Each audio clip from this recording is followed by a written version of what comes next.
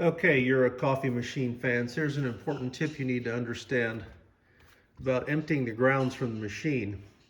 You know, every so often it's going to give you a display empty grounds. Well, the machine doesn't have a sensor that is looking into the grounds tray to see when it's full of grounds. It just has a simple counter. It counts how many times it makes coffee, and after about 14 cups, it tells you to empty the grounds. And the way it starts its countdown is based on whenever you pull out the drawer.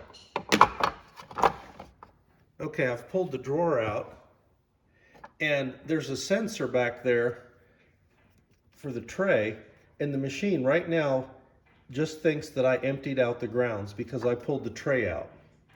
Now, if I just push the tray back in, I don't know how many grounds are in that tray, or in that used coffee bin, but there's some in there. But the machine thinks it's empty, and it's not going to prompt me to empty the grounds again until the preset number, which I think is 14. So if this thing's 3/4 of the way full, you pull it out for some reason, or it pops out, and you just push it back without emptying the grounds, it's going to try to cram more grounds in there. It's going to break the brew group.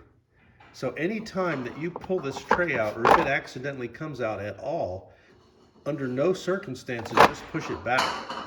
If this tray comes out even 1/4 of an inch, you have got to pull that out, empty out those grounds, and then put it back in, because the machine thinks it's empty.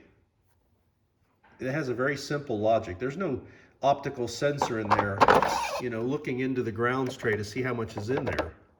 And I broke one of these machines once by doing that. The grounds bin had plenty of coffee in it.